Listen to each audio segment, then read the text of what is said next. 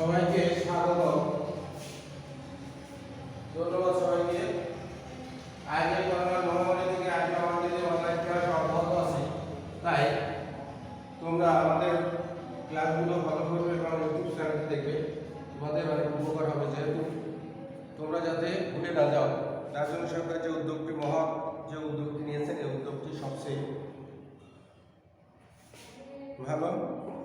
এই উদ্যোগটি করে আমরা আমাদের মনকে মনোনিবেশ করব। যাই হোক, আজকে তোমাদের জন্য আমি যে অধ্যায়টি পড়াবো, বাংলাদেশ ও বিশ্ব পরিচয়ের ষষ্ঠ অধ্যায়, বাংলাদেশের অর্থনীতি। তোমরা নিশ্চয়ই বোর্ডে খেয়াল করেছো, ষষ্ঠ অধ্যায় বাংলাদেশের অর্থনীতি। এই বাংলাদেশের অর্থনীতি বলতে আমরা কি বুঝি? বাংলাদেশের যে অর্থ আছে, সেই অর্থ দ্বারা আমাদের নিয়ম নীতিভাবে যে সিস্টেমে আমাদের জাতীয় উৎপাদন হয় এবং আমরা যে প্রোগ্রেস করতে পারি, আমরা যে উন্নতি করতে পারি সারা দেশ জুড়ে, এটা হচ্ছে বাংলাদেশের অর্থনীতি। বাংলাদেশ বলা হয় কৃষি প্রধান দেশ। বাংলাদেশকে আমরা সাধারণত বলি কৃষি প্রধান দেশ। এই কৃষি হইতে আমাদের সমস্ত টাকা পয়সা লেনদেন এবং এই কৃষির খাত থেকে আমাদের এই অর্থনীতিকে আমরা কী করতে পারি? আমরা দেশকে এগিয়ে নিয়ে যেতে পারি। দেশের বেশিরভাগ লোক গ্রামে বাস করে। দেশের বেশিরভাগ লোক কোথায় বাস করে? গ্রামে বাস করে। শিক্ষার্থী বন্ধুরা, তোমরা খেয়াল করো, দেশের বেশিরভাগ লোকই বাস করে কোথায়? গ্রামে। আর কৃষি তাদের জীবিকার প্রধান উপায়। এই কৃষি যাদের প্রধান উপায়। তাছাড়া গ্রামাঞ্চলে কিছু লোক যেমন তাঁতি, জেলে, কুমার, কামার, মুদি দোকানদার ছোটখাটো ব্যবসা করে জীবনযাপন করে। শহরাঞ্চলে মানুষ প্রধানত চাকরি বাকরি করে এবং ব্যবসা বাণিজ্যে মনোনিবেশ করে। শহরাঞ্চলে কি করে? মানুষ সাধারণত চাকরি বাকরি এবং ব্যবসা বাণিজ্য করে থাকে। আর গ্রামাঞ্চলে কি করে? গ্রামাঞ্চলে আমাদের কামার, কুমোর, জেলে, দাদি তাদের নিজ উপায়, যেমন নিজে কুটির শিল্প বলা হয়, নিজ হাতে তৈরি করে এবং সেগুলো বাজারে বিক্রি করে অর্থ উপার্জন করে। এটা হচ্ছে গ্রাম এবং মফস্বল এবং শহরের ভিতর তফাৎ। তাছাড়া শহরে বহু লোক রিক্সা চালায়, ভ্যান গাড়ি, রিক্সা চালক, মোটে মজুর, ছোট দোকানদার, ফেরিওয়ালা ইত্যাদি হিসেবে জীবনধারণ করে। তাছাড়া শহরাঞ্চলে অনেক কিছু করে, যেমন মুঠেগিরি, কুলিগিরি, রিক্সা চালক, ভ্যান চালক, ফেরিওয়ালা ইত্যাদি হিসাবে জীবনধারণ করে। এসব কাজ হয় ব্যক্তির উদ্যোগে। এসব কাজ কিন্তু নিজ নিজ উদ্যোগ। এসব কাজ হয় নিজ নিজ উদ্যোগে, তার ব্যক্তিগতভাবে তিনি ইনকাম করেন বা অর্থনীতিকে ডেভেলপ করার জন্য তিনি যত খাটবেন ততই তিনি ইনকাম করতে পারবেন, অর্থাৎ অর্থনীতিকে প্রসারিত করতে পারবেন ও বিস্তারিত করতে পারবেন। পাশাপাশি রাষ্ট্র মালিকানায় এদেশের কিছু কিছু শিল্প, কলকারখানা এবং রেল, সড়ক, নৌ পরিবহন ব্যবস্থা চালু রয়েছে। শিক্ষা এবং স্বাস্থ্যের মতো গুরুত্বপূর্ণ সেবামূলক খাত রয়েছে। শিক্ষা এবং স্বাস্থ্যমূলক বিভিন্ন খাত রয়েছে। বর্তমানে বেসরকারি মালিকানাধীন দেশের অনেক শিল্প, কারখানা এবং ব্যবসা প্রতিষ্ঠান গড়ে রয়েছে। দেশের উন্নয়নে এগুলো গুরুত্বপূর্ণ অবদান রেখেছে। দেশের উন্নয়নে এগুলোর গুরুত্বপূর্ণ অবদান রেখেছে।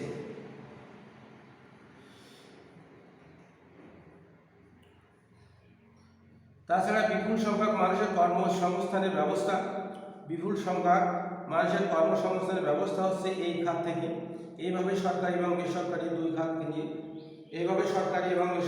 দুই খাতকে নিয়েই বাংলাদেশের অর্থনৈতিক জীবনধারা বিকশিত হচ্ছে। তাহলে এসো আজ আমরা তোমাদের এই অর্থনীতি বিষয়ে আজকের পাঠে আমরা মোট অভ্যন্তরীণ উৎপাদন অর্থাৎ জিডিপি, মোট জাতীয় উৎপাদন জিএনপি ও মাথাপিছু আয়ের ধারণা উদাহরণ সহ ব্যাখ্যা করতে পারব। তাহলে আমরা এই লেখাটা তোমরা সবাই লিখে নাও। আজকের পাঠ মোট অভ্যন্তরীণ উৎপাদন। এখানে আমি গোলাকার করে লিখি। মোট অভ্যন্তরীণ মোট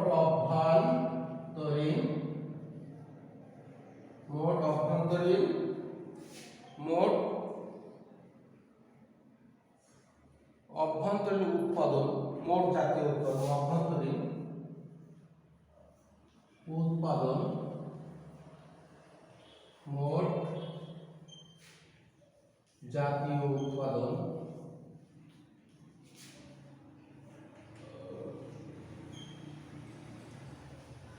মোট জাতীয় উৎপাদন ও মাথাপিছু আয়ের ধারণা ব্যাখ্যা করতে পারবে। ও মাথাপিছু আয়ের ধারণা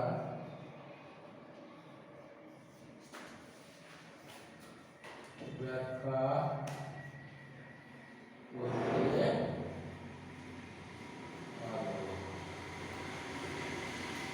তাহলে আজকের শিক্ষণীয় বিষয় মোট অভ্যন্তরীণ উৎপাদনের মোট জাতীয় উৎপাদন এবং মাথাপিছু আয় ধারণা ব্যাখ্যা করতে পারবো। শিক্ষার্থী বন্ধুরা তোমরা খেয়াল করো, আজকের পাঠে মোট দেশজ উৎপাদন, এই অভ্যন্তরীণ উৎপাদনের মোট জাতীয় উৎপাদন এবং মাথাপিছু আয় ধারণা ব্যাখ্যা করতে পারবো। তার ভিতর প্রথমে আমরা দেখি মোট দেশজ উৎপাদনটা কি। মোট দেশজ উৎপাদন অর্থাৎ একটি দেশের অভ্যন্তরে দেশীয় বিদেশি নাগরিকদের দ্বারা প্রতি বছর উৎপাদিত সকল দ্রব্য এবং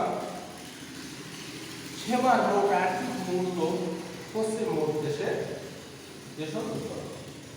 তাহলে বুঝতে পেরেছেন নিশ্চয়ই যে কথাটা বলেছি আমরা, মোট দেশজ উৎপাদন কি? একটি দেশের অভ্যন্তরে দেশীয় বিদেশি নাগরিকদের, একটি দেশীয় বিদেশিদের নাগরিকদের দ্বারা প্রতি বছর উৎপাদিত সকল দ্রব্য, প্রতি বছর উৎপাদিত সকল দ্রব্য সেবার মোট আর্থিক মূল্য, সেবার মোট আর্থিক মূল্য অর্থাৎ যার সেবায় আমাদের প্রয়োজন হয় তার যে আর্থিক মূল্য, এই সেবার যে মোট আর্থিক মূল্য, এইটাই হচ্ছে দেশজ উৎপাদন অর্থাৎ জিডিপি। জিডিপি হিসাব করা হয় মূলত একটি দেশের সামগ্রিক অর্থনীতির শক্তি বা সামর্থ্য বোঝার জন্য। এই জিডিপি খেয়াল করো, এই জিডিপি হিসাব করা হয় মূলত একটি দেশের সামাজিক অর্থনীতির শক্তি বা সামর্থ্য লেখার জন্য, বোঝার জন্য। তবে দেশের কোনো ব্যক্তি যদি বিদেশে কাজ করে, বিদেশে কাজ করে, তাহলে আমরা কোনো কোম্পানি যদি বিদেশে ব্যবসা করে দেশে টাকা পাঠায়, অথবা কি যদি কোনো কোম্পানি বিদেশে ব্যবসা করে দেশে টাকা পাঠায়, সেই আয় মোট অভ্যন্তরীণ উৎপাদন হিসাবে পরিণত হবে না, অর্থাৎ জিডিপিতে অন্তর্ভুক্ত হবে না। এটা মূলত জিডিপি হচ্ছে একটি দেশের অভ্যন্তরের উৎপাদন আর্থিক মূল্য। জিডিপি হচ্ছে একটি দেশের অভ্যন্তর অর্থাৎ দেশের ভিতর যে আয়টা হবে, অভ্যন্তরীণ যে আয়টা হবে, এটি হচ্ছে উৎপাদনের আর্থিক মূল্য, অভ্যন্তরীণ উৎপাদনের আর্থিক মূল্য। এবার খেয়াল করি মোট জাতীয় উৎপাদন।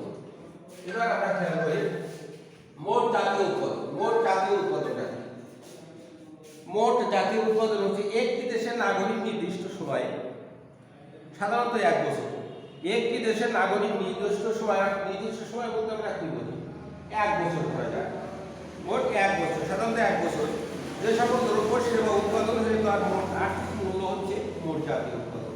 এখানে বলছে একটি দেশের নাগরিক নির্দিষ্ট সময়ে যে সকল দ্রব্য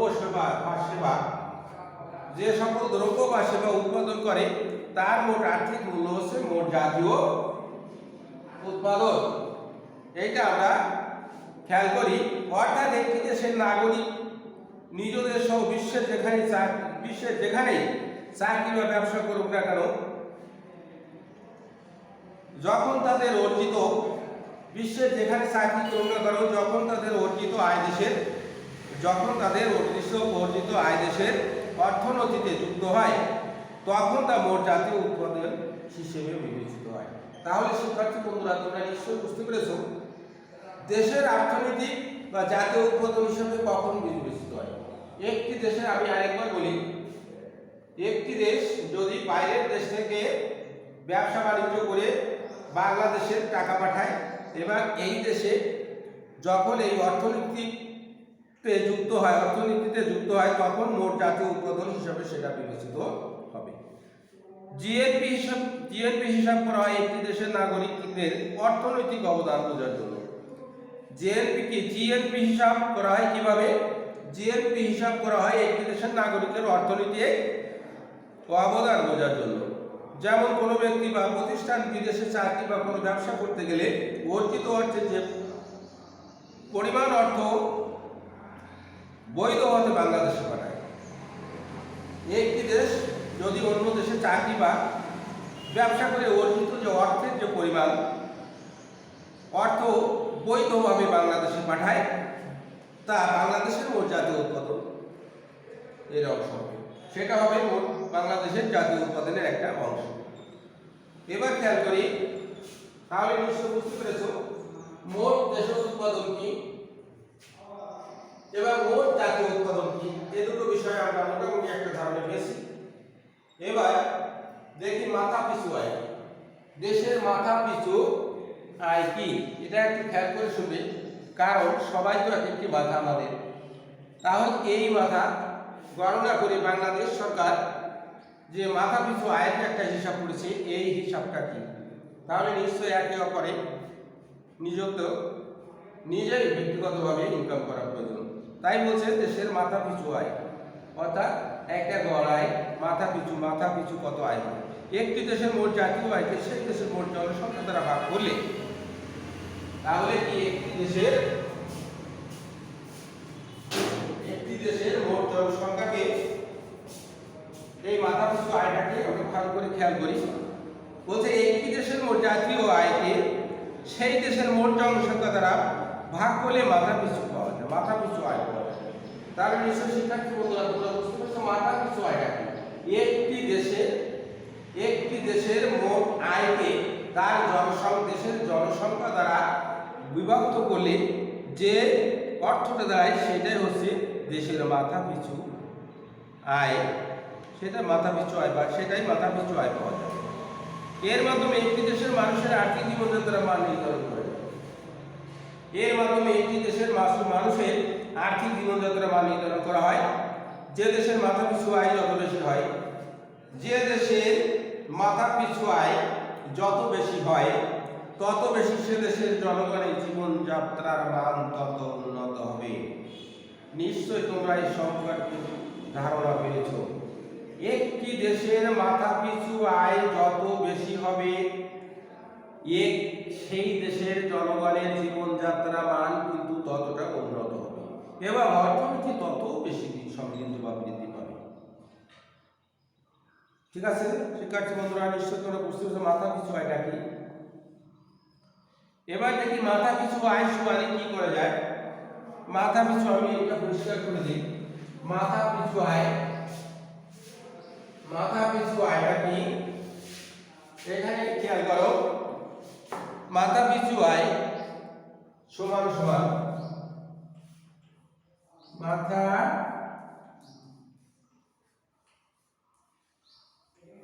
মাথা পিছু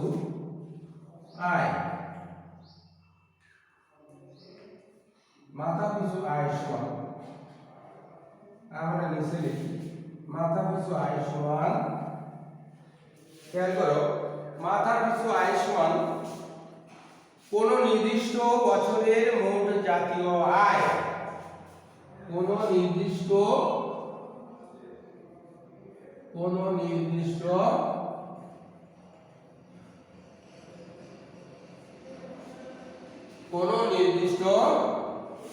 বছরের মোট জাতীয় আয়, কোন নির্দিষ্ট বছরের মোট জাতীয় আয়, মোট জাতীয় আয় ভাগ কি মোট জনসংখ্যা, বছরের ওই বছরের মোট জনসংখ্যা ভাগ হচ্ছে ওই বছরের মোট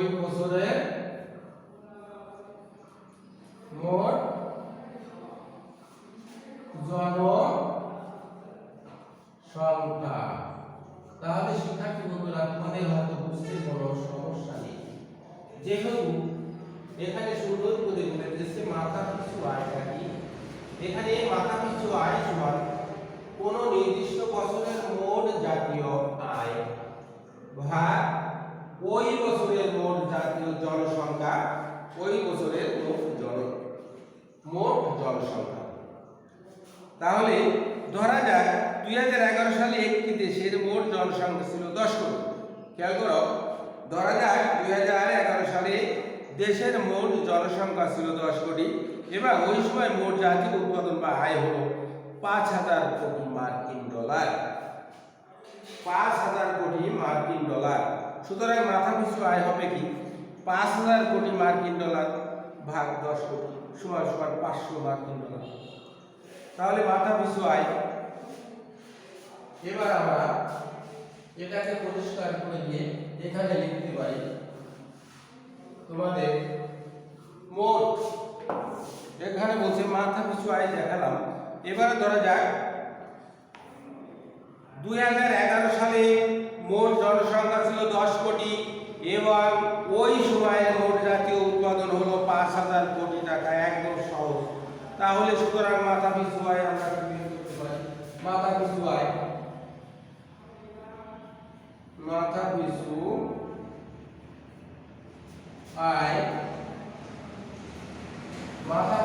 তাহলে 10 কোটি এবং 5,000, 10 কোটি লোক, তাহলে 5,000 কোটি মার্কিন ডলার। আমরা আয়টাকে সমান সমান দিয়ে এখানে ভাগ করব 10,000 কোটি। আমরা উপরে লিখতে পারি 5,000 কোটি মার্কিন ডলার। 5,000 কোটি মার্কিন ডলার। তাহলে কি হবে, এই যত ডলার ওই সময়ে অর্থাৎ ওই নির্দিষ্ট সময়ে ওই 2011 সালে ওই সময়ে ভাগ কি হবে 2011 সালে যত লোক ছিল ওই লোক সংখ্যা দিয়ে ভাগ করতে হবে। তাহলে কত লোক ছিল? 10 কোটি। তাহলে ভাগ হবে আমাদের 10 কোটি, তাই না? তাহলে এই 5,000 কোটি মার্কিন ডলার সমান 10 কোটি ভাগ করলে কত আসে? সমান আসে 500 মার্কিন ডলার। 500 সমান 500 মার্কিন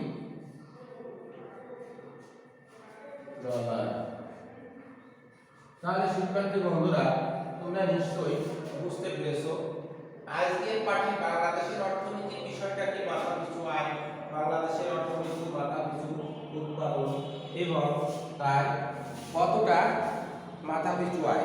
এই মাথা পিছু আয় এই তিনটে সম্পর্কে কি ধারা সম্পর্কে আমরা আলোচনা করলাম। তারপরে নিশ্চয়ই তোমরা বুঝতে পেরেছো যে কোনো দেশের কৃষি, শিল্প, সেবা সহ যাবতীয় উৎপাদন বৃদ্ধির লক্ষ্য হচ্ছে জনগণের আয় বৃদ্ধি করা। তাহলে কি বলছে, যে কোনো দেশের কৃষি, শিল্প, সেবা সহ জাতীয় উৎপাদন বৃদ্ধির লক্ষ্য হচ্ছে জনগণের আয় বৃদ্ধি করা। জনগণের আয় বৃদ্ধি পেলে জীবনযাত্রার মানও বৃদ্ধি পাবে। আয়ের পরিমাণ যদি বেশি হয়, জনগণের আয় বৃদ্ধি পেলে জীবনযাত্রার মান কি হবে? বৃদ্ধি পাবে এবং দারিদ্র্য থেকে মুক্তি পাওয়া যাবে। স্বাধীনতার পর বাংলাদেশের মাথাপিছু আয় বৃদ্ধির ফলে ধীরে ধীরে জীবনযাত্রার মানও বৃদ্ধি পাচ্ছে। 2010 সালে আমাদের মাথাপিছু আয় ছিল 928 মার্কিন ডলার। 2010 সালে আমাদের মাথাপিছু আয় ছিল কত? 928 মার্কিন ডলার। এবার যা 2018-19 অর্থ বছরে এসে দাঁড়িয়েছে 1909 অর্থাৎ 1909 মার্কিন ডলারে। একটি দেশের কতটা উন্নত, একটি দেশ কতটা উন্নত বা অনুন্নত তা বিশ্লেষণ করা যায় এবং তা বিচার করা যায় তারা মাথা পিছু আয় দিয়ে, তাই না?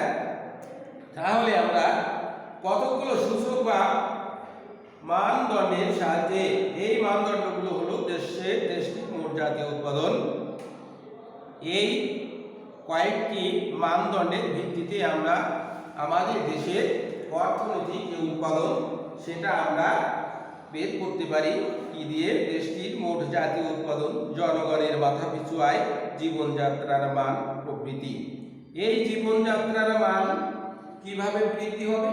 আমাদের জনগণের যদি মাথাপিছু আয়ের পরিমাণ বেড়ে যায়, এই মাথাপিছু আয়ের পরিমাণ বাড়াতে গেলে কি করতে হবে? আমাদের করতে হবে জাতীয় দেশের জাতীয় উৎপাদন বৃদ্ধি করতে হবে। তাহলে নিশ্চয়ই তোমরা বুঝতে পেরেছো এই সব দিক বিচারে বাংলাদেশ অর্থনৈতিকভাবে অনেক উন্নতি লাভ করেছে। এই সব দিক বিচার বিবেচনা করলে বাংলাদেশের অর্থনীতি অনেক উন্নতি লাভ করেছে। আমাদের অর্থনৈতিক প্রবৃদ্ধির হার প্রতি বছর পূর্ববর্তী বছরগুলোকে কিন্তু ছাড়িয়ে যাচ্ছে। আস্তে আস্তে মানুষ কিন্তু উন্নতির চরম শিখরে আরোহণ করছে, কারণ এরা বুঝতে পেরেছে বাংলাদেশ খুবই চালাক এবং বুঝতে পেরেছে আমাদের মাথাপিছু আয় যদি বেশি না হয় তাহলে আমাদের জনগণ মান উন্নতি হবে না, আমাদের মাথাপিছু আয় বৃদ্ধি পাবে না। এর মধ্যে যেমন আয় আমাদের অভ্যন্তরীণ উৎপাদন তেমনি আছে প্রবাসী কর্মরত শ্রমিক এবং অন্যান্য চাকরিজীবীদের অবদান। আজ বাংলাদেশ থেকে হাজার হাজার লোক কিন্তু বাইরের দেশে ব্যবসা করে, বাইরের দিকে প্রতিষ্ঠান চালায়, বাইরের দেশে চাকরি বাকরি করে।